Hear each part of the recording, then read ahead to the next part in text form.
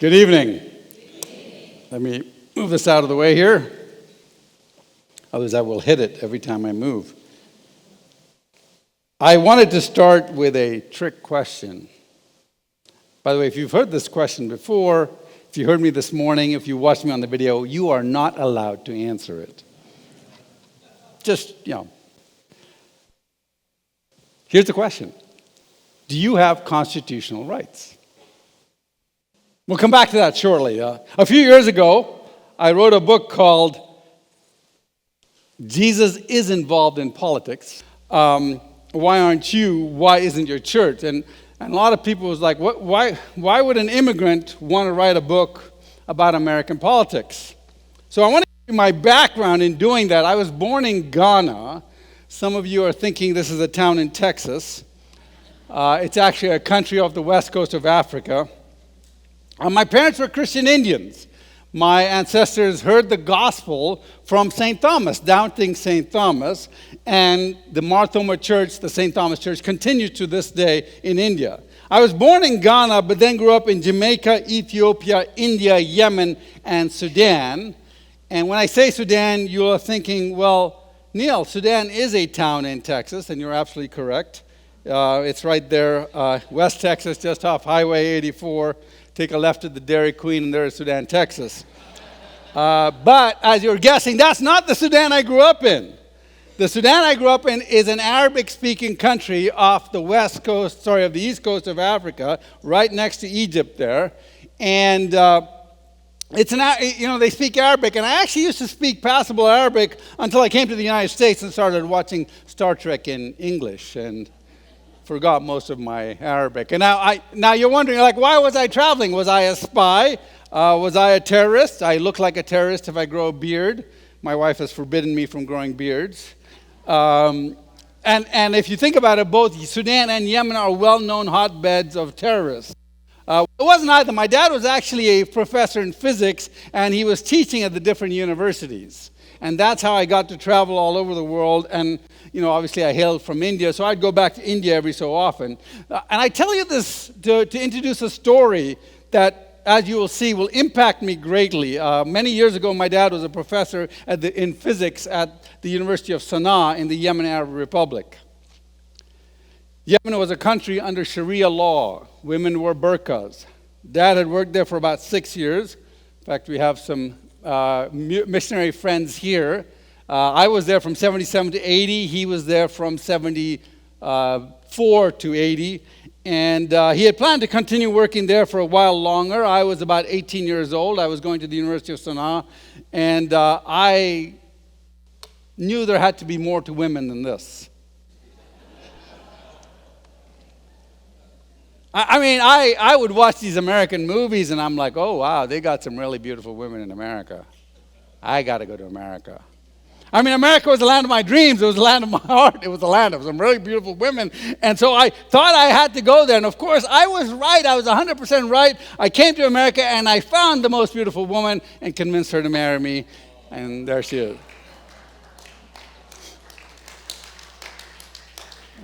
Those aren't our kids. They're the flower girls. These are our kids. In fact, you'll meet one of them in the back, Charlotte.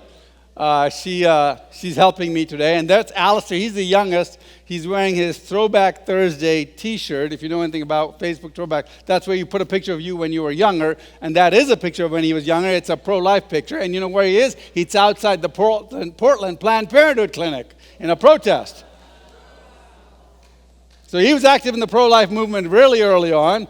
There he is today. He's actually a bit older than that now. But here, I got distracted with that story. Anyway, professors' pay, though, is sufficient to pay out-of-state tuition on room and board in the United States. It's probably even less so now.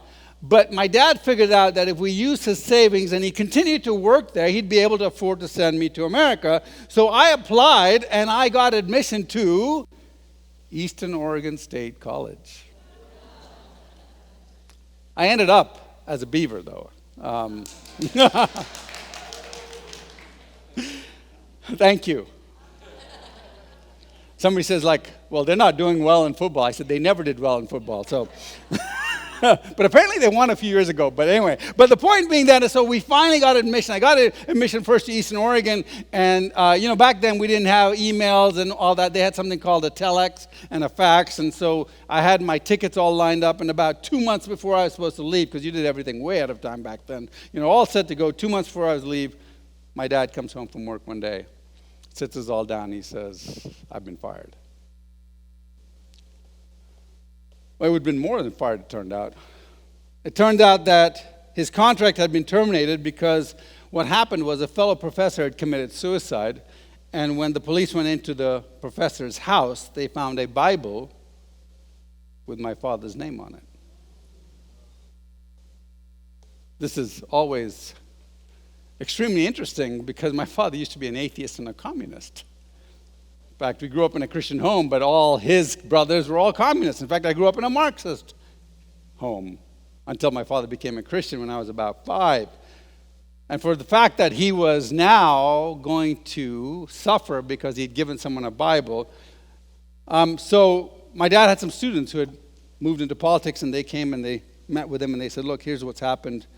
We found out, and we came to tell you right away. We can buy you 2 weeks, and then the mullahs are going to come after you, because the punishment for evangelizing a Muslim is death. So they said, we're going to move you in a safe house for 2 weeks. You can wrap up your stuff, but you got to get out of here by then. The American ambassador, who was a personal friend of my dad's, said, no, you're not moving to their safe house. You're moving to our safe house.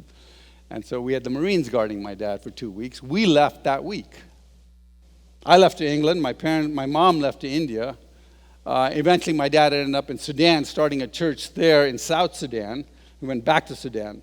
But in effect, my father was telling me that because a fellow worker had a Bible from him, we had to leave the country, and my dreams were shattered. Why? Because it is illegal to give someone who is not a Christian a Bible in the Yemen Arab Republic. So where do rights come from? In Islamic countries, you don't have unalienable rights. You certainly don't have the right to talk to others about religion or politics, and you definitely don't have the right to give a Muslim a Bible. In Yemen, the government grants you your rights. The right to talk to others about your religion is not one of the rights the government decides to give you. I used to talk to folks who thought that would never happen in America. Now when I say that, people go, yeah, it's going to happen. It is happening. It has happened. It's going to happen again if we're not careful. But I used to spend 5 minutes on this talk proving to you that it's coming. If you read the first chapter of my book, I talk about what's to come, and I had an 18-year-old who was reading it that I was discipling, and he said, I know you're trying to be alarmist in that first chapter, but it's kind of lame. I said, lame? I hadn't read the book in years. So I went back and I read the first chapter, and I realized why it was lame. It was lame because everything that I promised was going to happen had already happened. It was part of his reality. That's why it was lame, because he was like, oh, this is natural. This is my everyday life. Why are you being so alarmist about it? So my question to you is do your rights come from government? Do our rights come from government? Yes or no? And the answer is no. You guys all know that. Our rights don't come from government. But what if you see, now this is very interesting. I did the same talk in Nigeria in last June, and they said yes.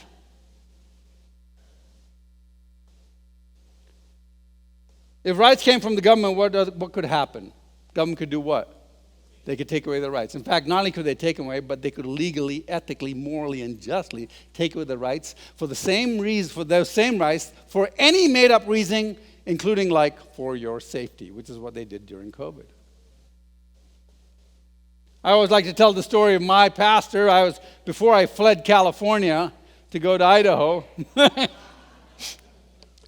they blacklisted me. I couldn't get a job anymore. I started 4 companies, raised over $88 million in venture capital. I couldn't get a job anymore. Couldn't start my own company anymore. So I said, okay, I might as well leave. But before that, I was in a church, and they shut down for COVID.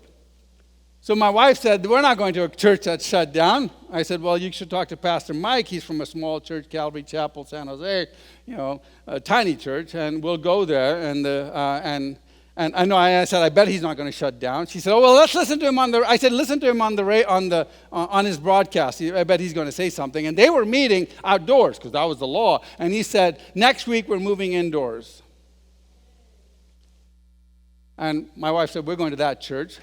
We joined that church. There was 250 people in that church. Our church was 4,000, 250 people in that church. By November, there was 2,500. By the next June, there was 3,500. And these weren't people who had never heard these weren't Christians moving. We were having baptisms every quarter where 100, 150 people were being baptized every quarter. When you stand up, people notice. And we call ourselves the finest church in the world because we have $4 million in fines.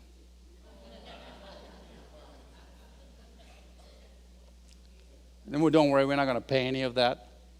Our lawyers are so good. Advocates for Faith and Freedom, doing everything for free. They've won every case, every major case. Of course, there's always this weird judge that says, no, you got to do this. And then it goes to the next judge, and they go, that was a stupid decision. In fact, we had a judge look at the county and say, this is not a hill you want to die on, Mr. County Lawyer.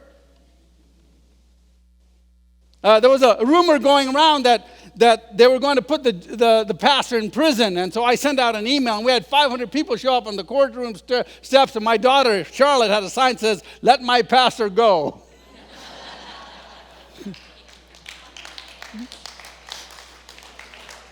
And we go into the courthouse, and the first thing the judge says is, who said this pastor was going to jail? That's not happening in my court. Why? Because he'd seen the crowd outside. He said he didn't want to be that judge that puts a pastor in prison in America. So I don't need to tell you how dangerous it is if rights come from government. But can I give myself rights? Can I say, hey, I'm emperor. I have the right to be. You have to bow down before me. I can't, can I? Why? Because I don't have authority over you. In fact, I don't even have any authority. I have authority over my kids. I said, you have to treat each other equally. But I can't come up to you and say, you have to treat him equally because I don't have any authority over you to tell you what to do. So, can't come from myself. Well, can't come from the masses. And when I talk to, I'm in Silicon Valley and I hang out with a lot of engineers. Most of them are, a lot of them Hindus, from India. A lot of them are Muslims. A lot of them are just nothing and atheists. And so I get into all these arguments, and then some of them will say, well, we get rights from the masses. So can the masses give us rights? This, by the way, is called a democracy. You know what our founding fathers taught about democracies? They called them mobocracies. Why? Because it's mob rule. That means the masses can decide what to do. So I'd ask my friends, so if the masses decide to enslave black people, is that okay? And they're like, oh, I hadn't thought about that. I said, did you know that prior to the 1800s, every single culture except for the Israelites had no problem with slavery as long as they were not the slaves? And if rights had come from the masses, then slaves never had rights. And when they did get freedom, that they merely got a new set of rights due to the largesse of some nice white folk who just felt sorry for them. So is that true that the slaves get new rights? Or isn't it the truth that the slaves always had rights? But these rights were unjustly being violated, and it wasn't until the majority in the state recognized those pre-existing rights that justice was achieved. And of course, when you're talking to liberals, they're like, oh, yeah, of course. White people are evil. They would never give people rights. What? Where'd you get that from? But rights can't come from the masses. The slaves had rights. They already had rights. They were just being unjustly taken away from them. So where did they get their rights from? What does the Declaration of Independence say? It says we hold these truths to be what? You know the thing.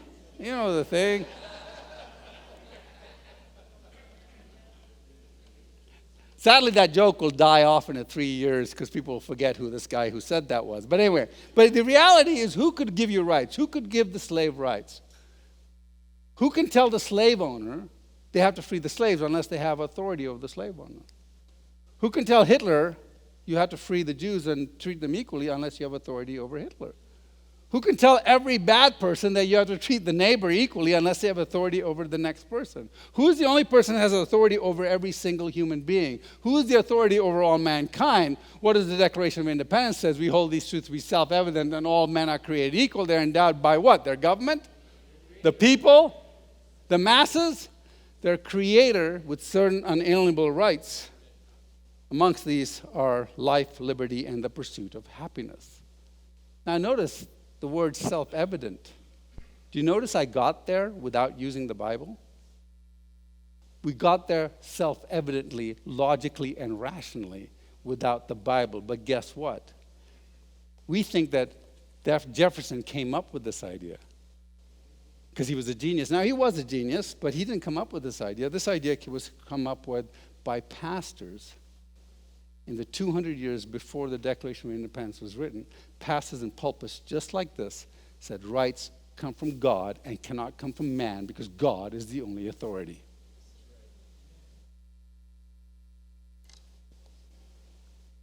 Now, here's why this is important.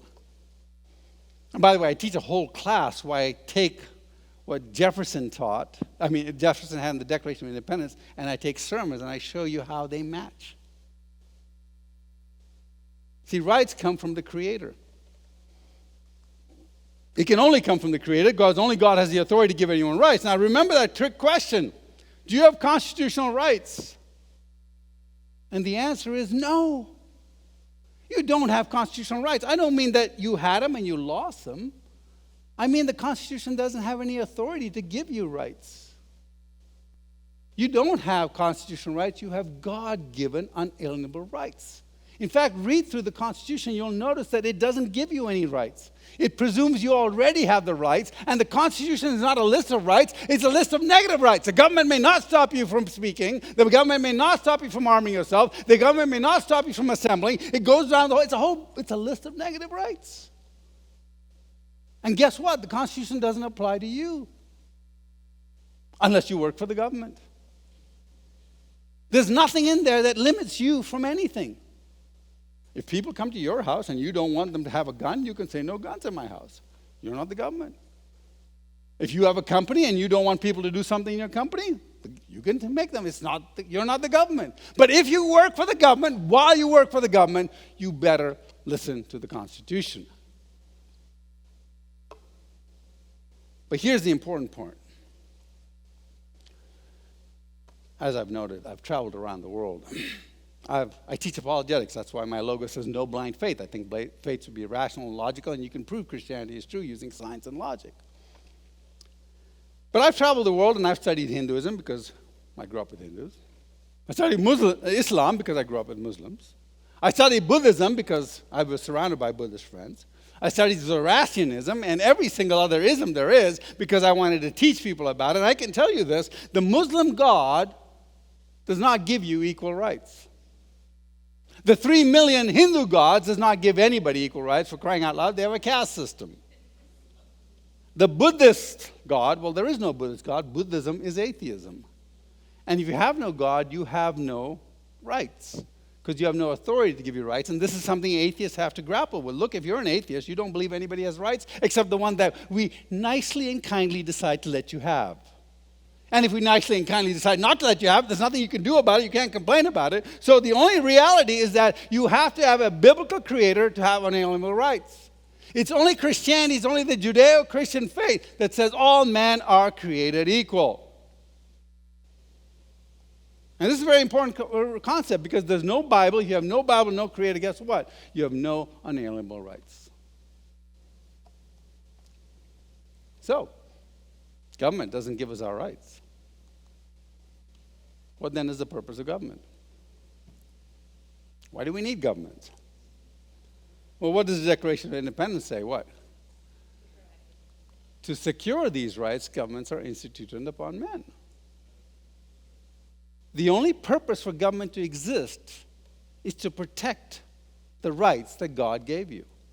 That's the only reason it's supposed to exist. Nothing else. Not to do anything, not to give you anything, but to protect the rights that God has given you. And so if this is the conclusion, then guess what? By the way, you can't separate politics from lawmaking, can you? You can't separate lawmaking from morality because it's immoral to violate someone's rights. You can't separate morality from a moral authority because only the biblical creator can give you the authority to say that you can't violate people's rights. And you can't separate the biblical creator from Christianity and the church. So what does that mean?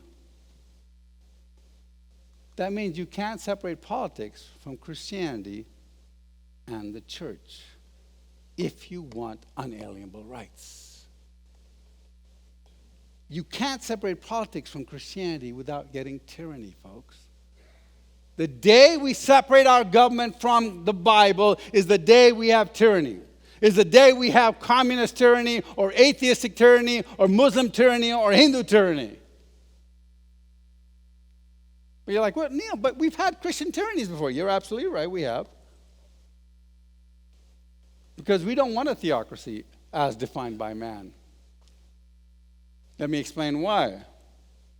And if you're a non-Christian watching this somewhere, you're like, we don't want a theocracy. Well, trust me, I don't want a theocracy either. You see, Presbyterians don't want a Baptist government. Charismatics don't want a Baptist government. Assembly of God don't want a Baptist government. Calvary chapels don't want a Baptist government. For crying out loud, Baptists don't want a Baptist government. They're like, I've been in those meetings. It's the closest thing to hell on earth. See, folks, we don't want a Christian government. We want Christians in government. Right? We want Christians, you Christians, in government. We don't want a church government. We want a moral government. And if that's the case, who better to instruct the world on moral issues than pastors? If pastors are not in the pictures, where do you get that biblical government? Where do you get those principles? Where do you get the inalienable rights? Where do you get God? And who better then to be there than pastors involved in that? In line with that, we started a new website called mychurchfinder.org. If you're here from a church and you have a pastor who's biblical, see what this one, we wanted to find pastors who were biblically sound, right? They were culturally aware. They were going to talk about all the evils of CRT, critical race theory, DEI, diversity, inclusion, and then the whole transgender thing. We wanted pastors who were preaching about that and preparing their audience and their congregation for that and building up soldiers. And then the last thing that we wanted pastors who were politically active. It's not enough just to say that abortion kills a life. It's important that you go out and stop abortion the right way, and that's through the legal process. So go to that, and if you get there, there'll be a little thing that says, send my pastor an email.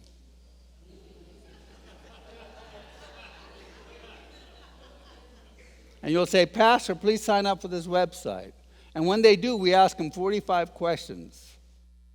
The worst thing you can get is would not recommend. That's because you're unbiblical.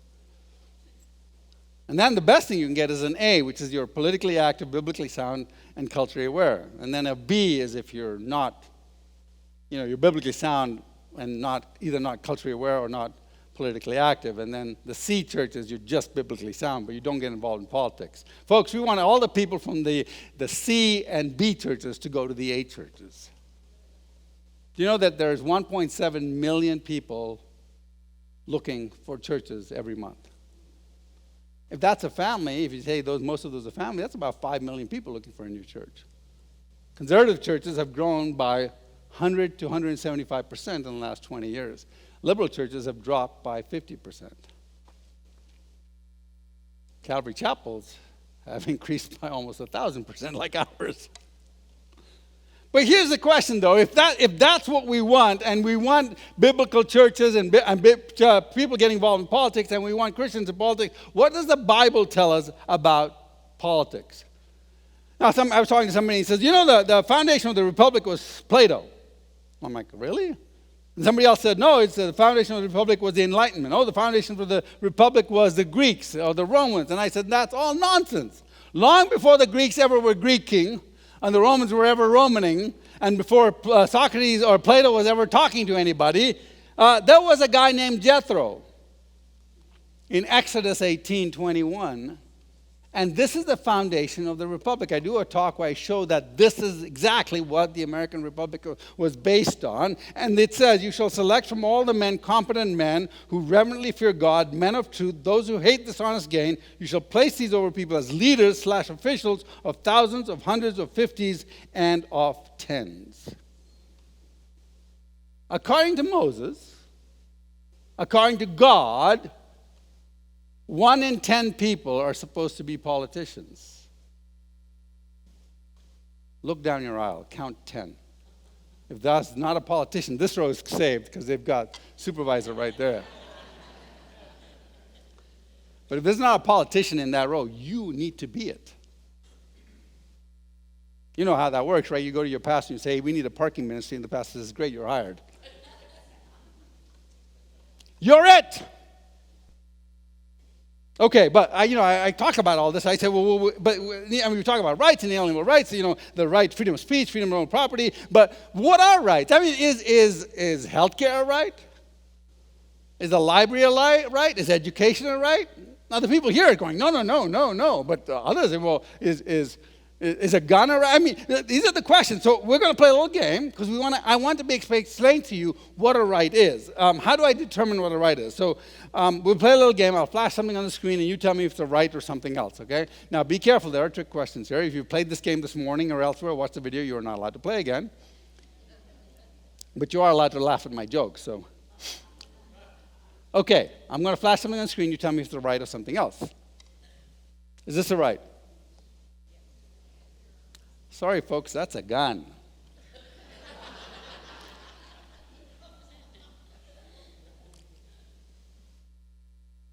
You don't have the right to a gun, but you do have a right to what? To bear arms. Go, wait, Neil, isn't that the same thing? No, here's the difference. When you're born, you don't have a right for the people, your neighbors, to be forced to buy you a gun and present it to you at your birth. You've got to buy your own gun. You've got to borrow your own gun. You've got to make your own gun. Today with 3D printers, that's happening more and more. Right? You've got to get your own gun. You've got to earn your own gun. So you have the right to own a gun, but you're not entitled to be given a gun.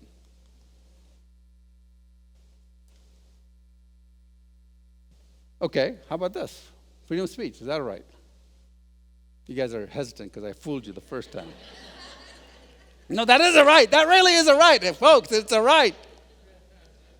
You have the freedom of speech. But what about this? A printing press, is that a right? No, why? But you need a printing press. For those of you who are younger in the audience, this is something that I know you don't know, have no idea what a printing press is. But we used to have something called newspapers, and we used to print things on these newspapers. And that was how you had your freedom of speech. In fact, the Declaration of Independence, the Federalist Papers, all done on newspapers, right? Now, so that's a right. To have so the newspaper, printing press is not a right. Why? Where do you get when you're born, are you entitled to be given a printing press? No. You have to what? You have to buy your own printing press. You have to earn it yourself. You have to borrow it. You have to rent it. Okay.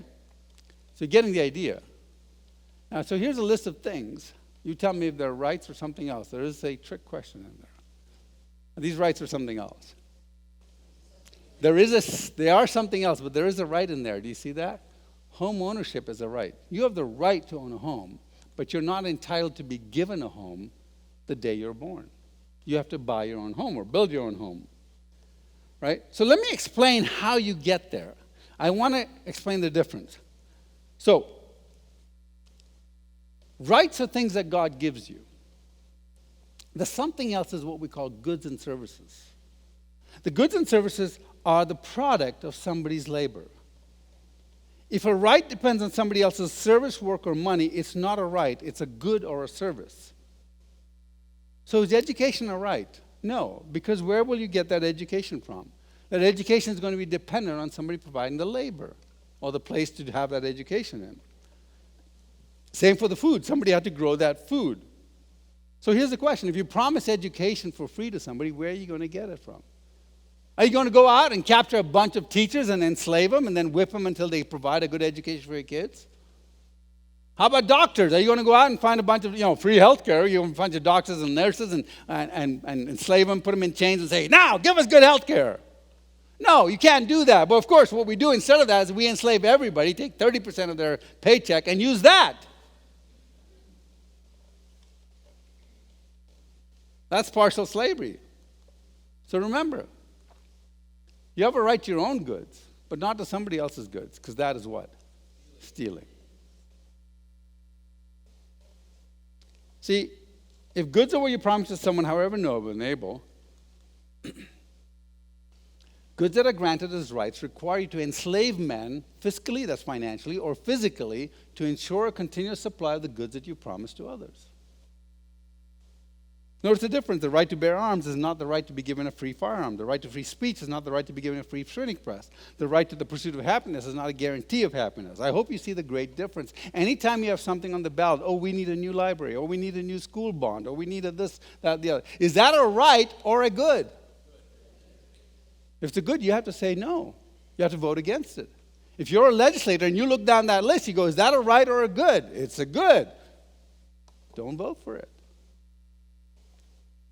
And note, too, that constitutions that have bills of rights for education, jobs, healthcare, and homes, and other such goods are all communist and socialist constitutions. As I said, I grew up in a Marxist family, extended family. My dad was a Christian when I was 5, but the rest of them were not. I understand this. The Bible refutes socialism. You go, but Neil, wait, what about roads? What about property taxes? Somebody's got to pay for the roads. Yeah, absolutely. So, taxes are bad. Fees for services are good. Let me explain. You own a car. You pay a fee for using the road. You own a bigger car or a truck. You pay a bit more because you're going to beat up the road a bit more. It's going to need more maintenance. Right? In the old days, it was easy. We just charged you a fee through your gas tax. Now electric. Good luck with that. Right? But that's not socialism. That's fees for services. You have a house and you need police. Well, you pay a fee for the police.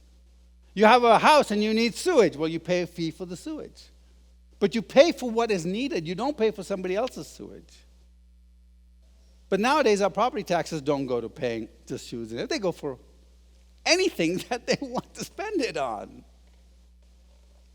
And the Bible refutes socialism. Remember the 7 deadly sins? If you want an acronym to remember it, WASP-like is the acronym because it stands for these things, right?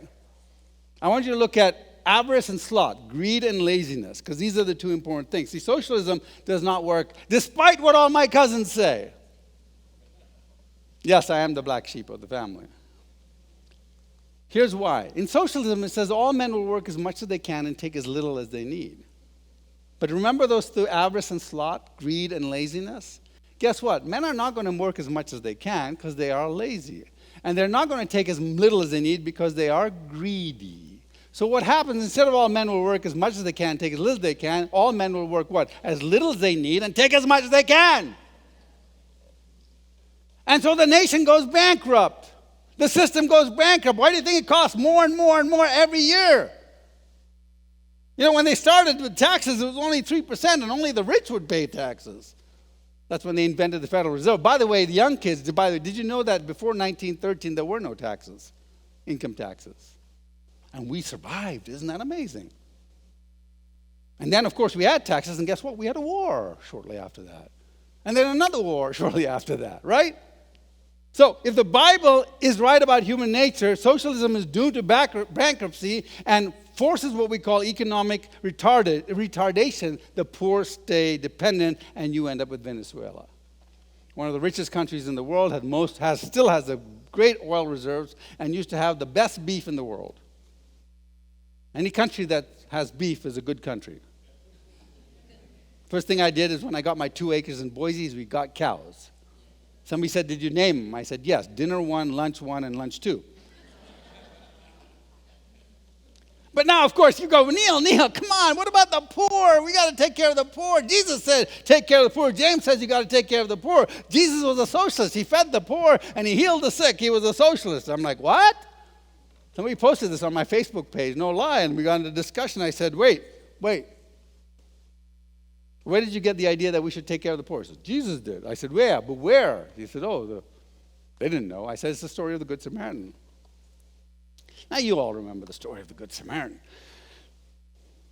Good Samaritan's walking down the road, sees an injured man, picks him up, puts him on his mule, takes him to the innkeeper. We always forget about the innkeeper. The innkeeper is very key in the story in case you don't realize that. He takes the man to the innkeeper and says, Mr. Innkeeper, here's a sick man. I will pay you half the money, and because I like fairness, I want you to pay the other half of the money. No, that's not what he said.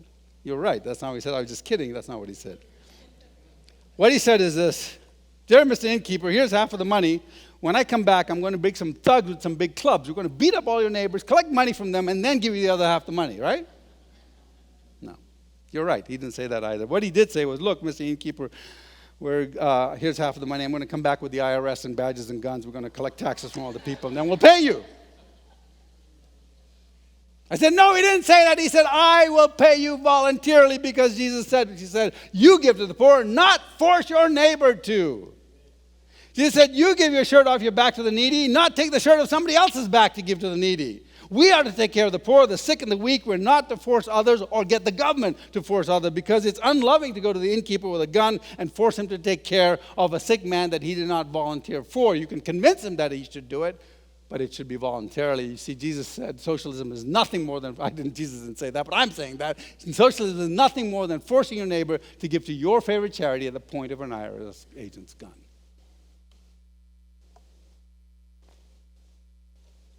Jesus was saying it's not the state's job to take care of the poor, it's the church's job. And from the Good Samaritan story, the church did exactly that. If you look at the history of man in the last 2,000 years, there's a church who's always led the way, healing and healthcare and caring for the sick. Florence Nightingale, growing up in Africa and the Middle East, the best hospitals there were the missionary hospital. We got free healthcare. I mean, we had universal healthcare in Yemen. The Kuwaitis paid for it. It was great. It was great. We would go in, if I had a cough, we'd go in to see the doctor, and there'd be 400 people sitting there waiting for the doctor. And the guy would come up and says, Mr. Mammen, you're up. And we'd go all the way to the front. Why? Because the doctor was an Indian, and we knew him. Universal health care and socialism works great if you know the right people. But for all the other 400 people, they were sitting there for hours. And as Ronald Reagan said, if you want to make sand extremely expensive and hard to get, have the government give it away for free. Because you know what happens? Some guy will go to the politician and say, you can't just give away any sand. What if somebody gets sick? We have to grade the sand and make sure it reads our spec, and they'll write a document this big about what the sand should be. He says, by the way, my company can do that for you. And then, of course, you can't have people just going to the beach. They might get the wrong kind of sand, so we better put barbed wire across all the beaches and make sure nobody gets the sand. They got to just get it from us. And by the way, we'll sell it to the government for about $500 a pound. That's why healthcare is so expensive. But if a Christian organization did that, it turns out that we are, and I've done a lot of research on this, we're 3 to 5 times, sometimes 6 times more efficient than the government.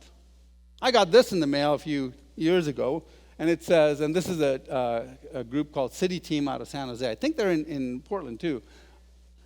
And great organization. It says, It costs a city between $40,000 to $60,000 to care for a homeless person. It costs City Team $12,000. And what the ad, and I got to meet the guy who wrote this ad, and he said, what we didn't say on that ad is after you spend the $12,000, that person is off the streets. And all that money comes from charity. It's not paid for the government. And after the government sends the $60,000, by the way, the number is really closer to $67,000, the person goes right back on the street again. And this explains why socialist countries are so much poorer. Because they cost 6 times as much labor to get the same amount of goods and services that they're giving away for free. People just get tired after a while. So it's actually unloving to let the government continue to be in the business of charity when we could help 2 to 5 times the number of needy people with the same amount of money. But we can't get there overnight. People will be dying in the streets. The first church must first take back its leadership and resume its proper role. And you might say, well, Neil, come on, let's be realistic. The federal budget for welfare and taking care of the poor is $1.2 trillion. Can the church really replace that? And I get in these arguments with my friends all the time, the engineers. Like, well, come on, Neil, don't be stupid. I mean, you think that the church is going to come up with $1.2 trillion and take care of the poor? I'm like, no, we don't have to come up with $1.2 trillion. If we're 6 times more efficient, we only have to come up with $200 billion. And he laughed. He goes, 200 billion. You think your church can come up with 200 billion? I said, absolutely. In fact, last year, the church raised over $470 billion for the poor. In fact, Americans give over 400, and that's old, I need to correct that, give over $470 billion a year to charity, 9 times more than the next closest, the Germans, and 11 times more than the next closest, the Italians. That means we just need to give 50% more, and we can take care of all the federal problems with the welfare system, and we will be in such a better shape. And you know how we can do that is for every dollar that you give to a charity that actually takes care of the poor, the government gives you $2 in tax deductions. Right? And then, guess what? Then they can eliminate 30% of their budget and give you a 30% tax break. Of course, they won't do that. They'll find something else to spend the money on. But that's why we got to get those Christians to government. Anyway, so, by the way, Americans are the most giving people in the entire world. Now, it would be one thing if government charity really worked, but if you look at the chart of government charity and the trillions and trillions of dollars we've spent, we've not made a dent in the poor. They're still there. They're still poor. So, let me ask you this question. What is the job of politicians? I've heard it all. Make money, get rich. Well, what are they really supposed to do? Make laws, right? We elect politicians to make laws. Now, notice this. This is very important, especially COVID showed that to us. Only our legislators that we elect are allowed to make laws. Governors are not allowed to make laws. Judges are not allowed to make laws. Health clerks are not allowed to make laws. The EPA is not allowed to make laws. Unless we vote for them, they're not allowed to make laws. Yet they're mandating things. When they came and they put that thing on our church's door that said this is the mandate by the health department, there wasn't a single law there. There was not a single legislator who had signed or voted on that law. And so when they pasted that on our church wall doors, our pastor pasted the Declaration of Independence on one side and the Constitution on the other.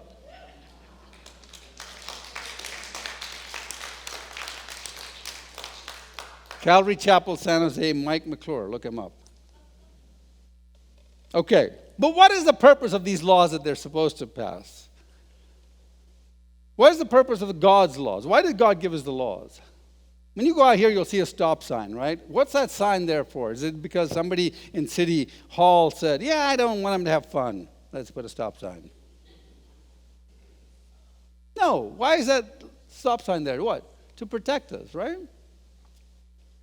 Now, in the same way, God gave us the laws, and He gave us 10 laws. He gave us actually 613, but there are 10 that are specific to us, the 10 commandments. And if you look at the first 4, it's what? Love the Lord your God. The last 6 are who? Love your neighbor as yourself, right? There's the 2 laws, major laws. But why did He do that? It's the same reason I tell my daughter not to beat up on her brother. Actually, I tell her not to beat up on her brother because one day he's going to be twice the size of her. But besides that, I say, why? Because I love them both. I want the best thing for them. So the reason that God gave us the law is because He loves us all. He wants to protect us. And so the more we follow God's law, the happier, safer, healthier, mutually prosperous we'll all be, right? But what if we disobey God's law? What if we make a law that is against God's law, that violates God's moral law, and we have a law like abortion that kills babies? Do you think that would be unloving? Yes.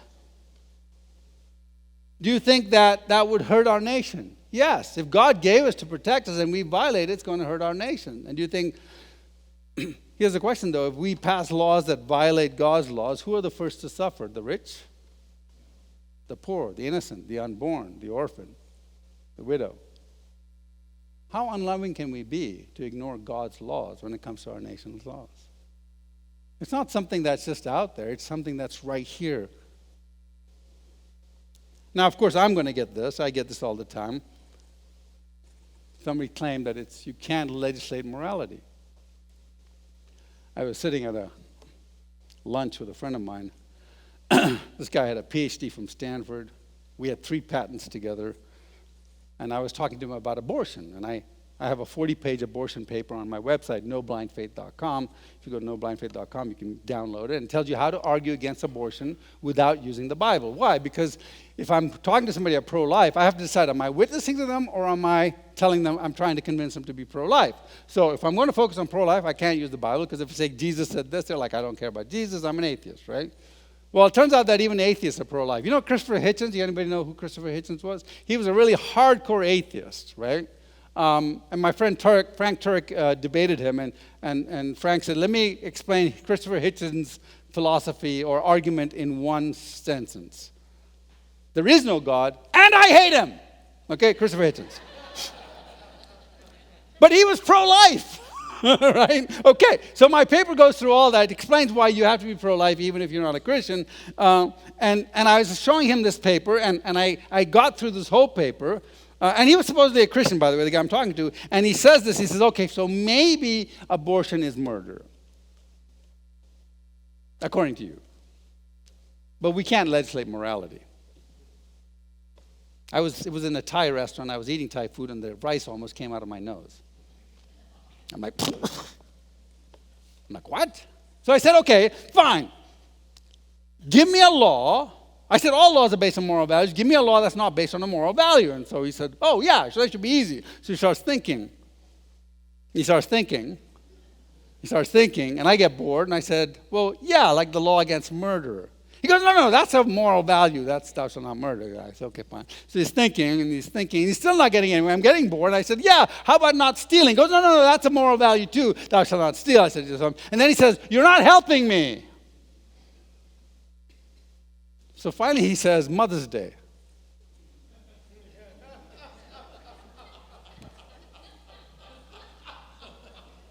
I'm like, Mother's Day? I mean, of all the laws, you pick Mother's Day. I'm like, that's the fourth commandment.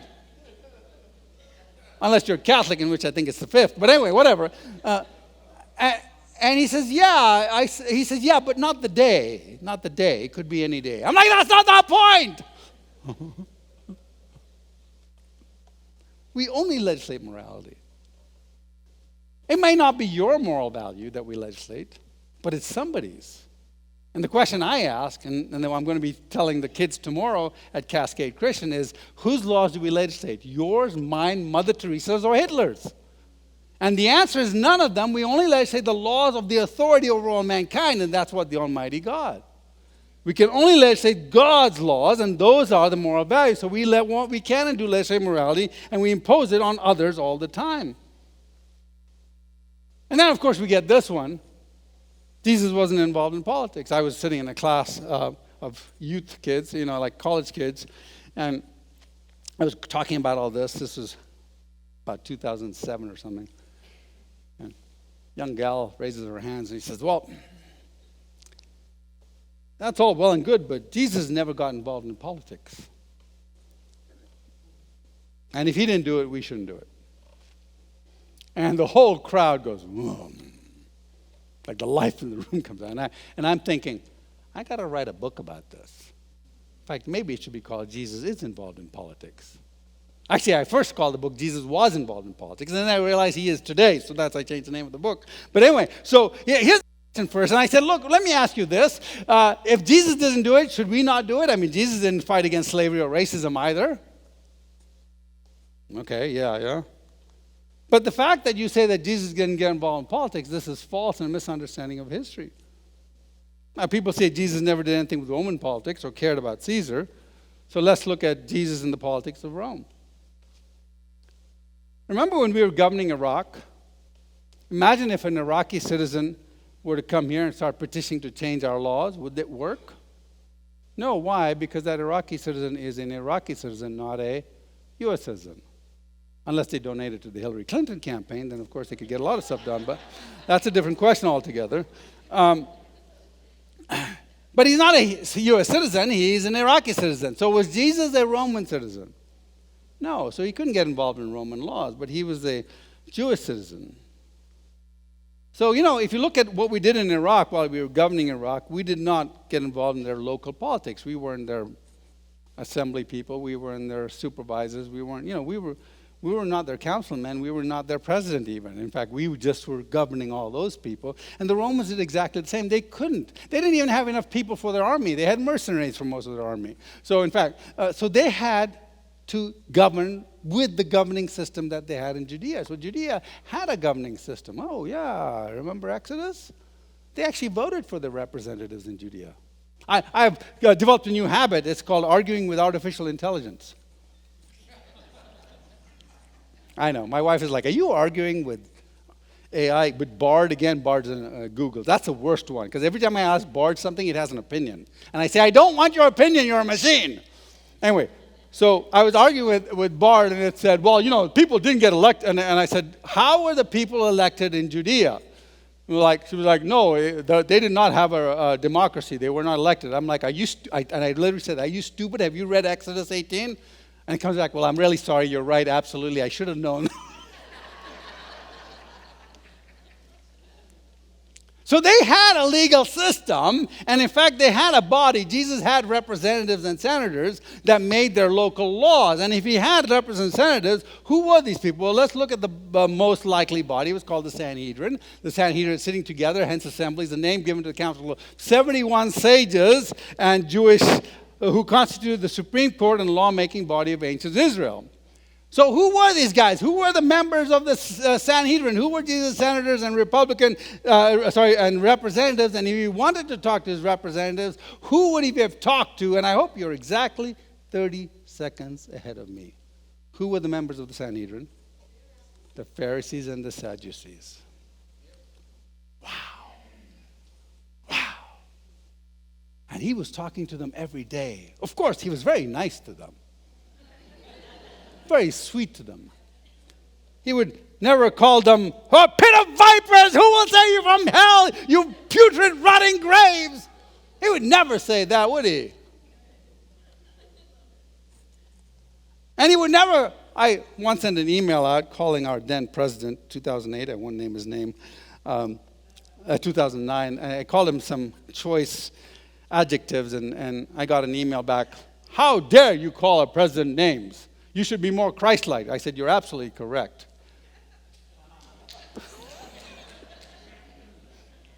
You know what Jesus called? And I proceeded to quote Jesus, call them vipers. And I said, Jesus called Herod, who was the equivalent of his president, because he was the governor. I mean, he presided over the Sanhedrin.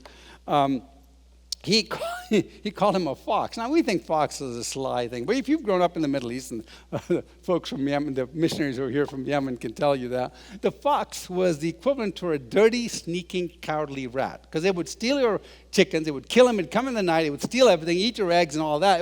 It was like a rat. So Jesus was calling his politician, his chief president, a rat. A dirty, stinking, cowardly rat. So getting involved in the lawmaking process, civil disobedience, remember going to the wheat fields, influence the lawmakers politically and calling them names is modeled for us in the New Testament by Jesus and the very folk who wrote the Bible.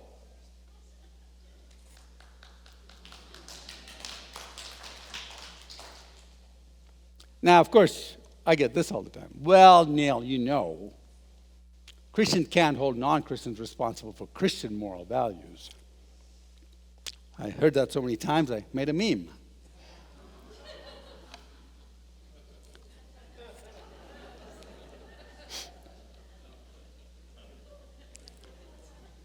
I said, maybe you can tell that to William Wilberforce. Appalled as a Christian man by the concept of slavery, Wilberforce worked for 40 years in British Parliament to abolish slavery and finally did so in 1807. And the British government that used to be the rulers of the slave trade now sent their armada to stop the slave trade. But listen how Wilberforce got there. For 40 years he fought slavery head on, and he failed constantly until he came up with an idea. He says, can't go directly, I got to go around the side. And that's what we've got to do. And so he came around the side. What did he do? He started passing laws that made him weaker, that they didn't think was relevant. And one of the best things he did is, for instance, he said, we're in a war with France, so any trade with a French ship has to be banned. And if you trade with a French ship, you're going to be treasonous. Well, guess what? All the slave ships were owned by French. And so what that did is they cut all the money that was funneled into Parliament to keep up the slave trade. And so they went bankrupt, and so they didn't have money to pay off the politicians. And then the last day when they had the vote, they invited all the politicians to some big fancy party, and they held a vote while they were not there. You got to be shrewd. But here's the thing.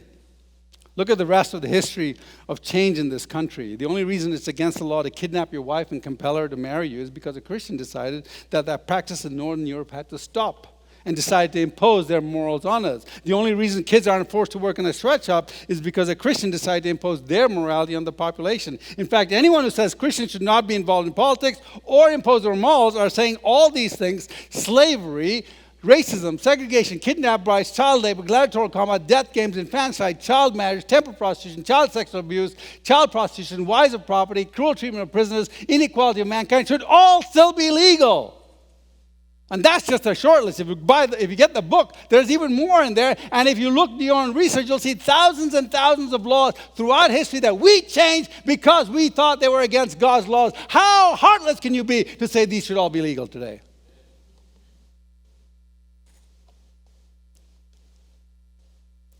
And all these took years and years of fighting and arguing.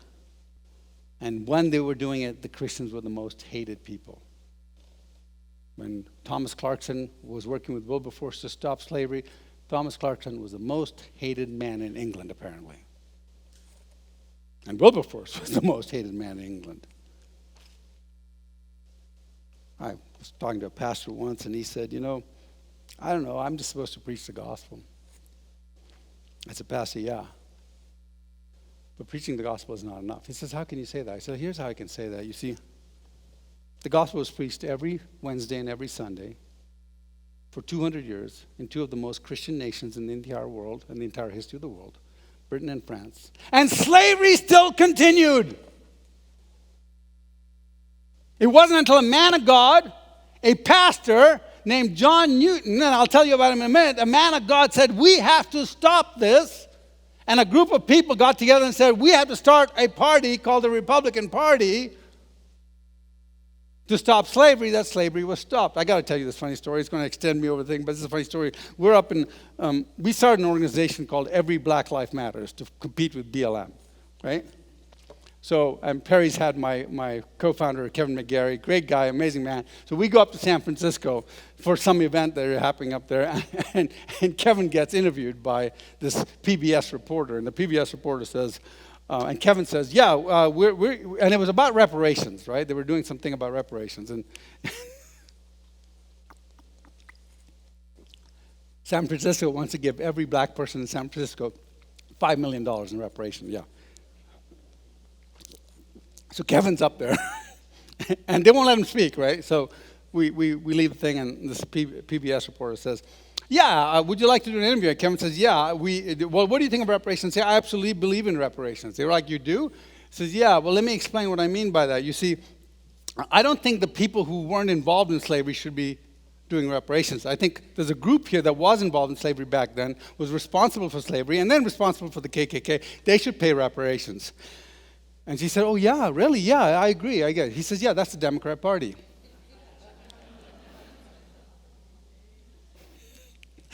Her jaw drops. She's not expecting this from a black person. And she says, well, Republicans had slaves too. And I'm sitting there, and I do one of the, so she turns to me, right? I mean, I can't help myself. So I said, what did you say? She said, well, Republicans had slaves too. I said, really? I said, the Republican Party was founded to free the slaves. What slave owner would join the Republican Party? I said, you didn't know that, did you? Of course, that interview was never published, so anyway.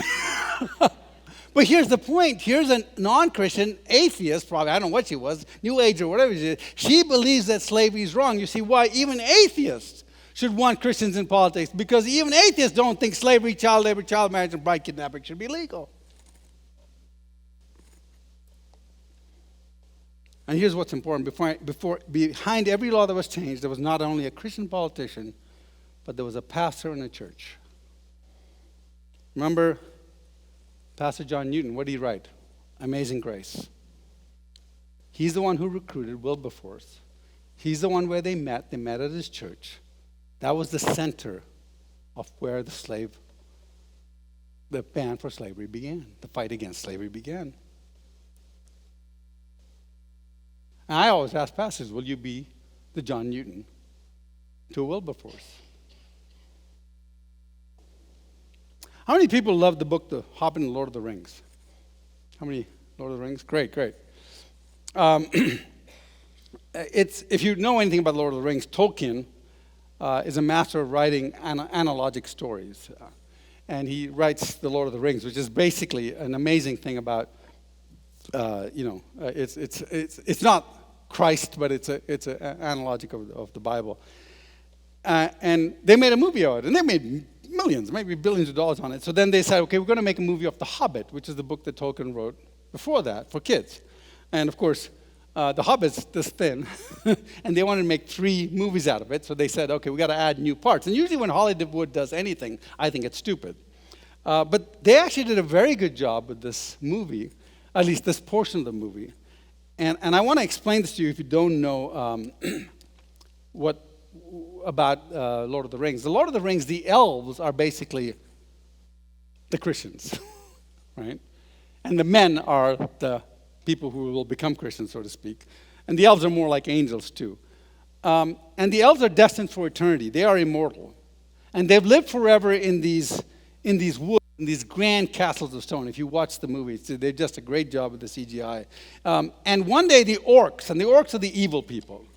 They're the bad guys. The goblins and the orcs, these are the bad guys. And Sauron is the devil, pretty much. And one day the orcs show up outside the woods doing battle with the dwarves and the hobbits. And the hobbits are also representative of the humans, right? And they come through the elf land. And this scene that was made up by Peter Jackson, I think, is just amazing. It struck me deeply when I saw it. You cannot hunt 30 orcs on your own. But I'm not on my own. You knew I would come. The king is angry, Talia. For 600 years, my father has protected you, favored you. You defied his orders. You betrayed his trust. Dangolonanin, Negohenatha. Uohenathan. Kidad wenithan uohenathanim. The king has never let orc filth roam our lands. Yet he would let this orc pack cross our borders and kill our prisoners. It is not our fight. It is our fight. It will not end here. With every victory, this evil will grow. If your father has his way, we will do nothing. We will hide within our walls, live our lives away from the light, and let darkness descend. Are we not part of this world? Tell me, Merlon, when did we let evil become stronger than us?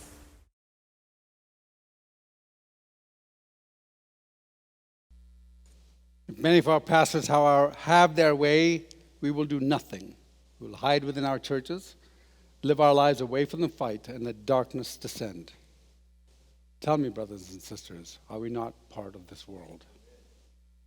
When did we let evil become stronger than us? Let me close with some encouraging words. This last election was kind of weird. But as far as we know, there are over, and this number is wrong, there are over 90 million Christians in conservative churches, just conservative churches. I did the research for this website. 90 million, so about that, maybe 60 to 80 million evangelical Christians of voting age in America. Yet in most elections, only 20 million of us vote. That means almost 40 million don't vote. We can win this battle. If 1 in 10 of us get involved in politics, if all of us go out and vote, we don't need to do all of us. If just quarter, I mean, we lose battles by 10 million votes, sometimes by 1 million votes. If we got out there and a quarter of us actually got voting, and you got just one other person to vote with you, that would double the number of people voting. We would win every election in every state, in every county, every year. Okay, except for Berkeley. I don't know about Berkeley. But here's the deal. Now I know somebody said, you know what, Neil, God is sovereign. I said, yes, God is sovereign. But remember, he held the children of Israel, the Assyrians, the Babylonians, non-godly nations, all responsible for choosing their way into destruction. Will he not do likewise for us? With our freedoms to evangelize being taken away, will Americans lose the ability to witness? My fellow Americans, it took me 12 long years to become a U.S. citizen, to earn the right to become a U.S. citizen. I lived all over the world, as you've known, and I've traveled all over the world as an engineer. I've been to every single country, not every single country, I've been to at least 40 to 60 different countries. They keep multiplying. Like more countries every year. Anyway, I've been to all these different countries, and let me tell you, this is the most greatest nation in the entire world.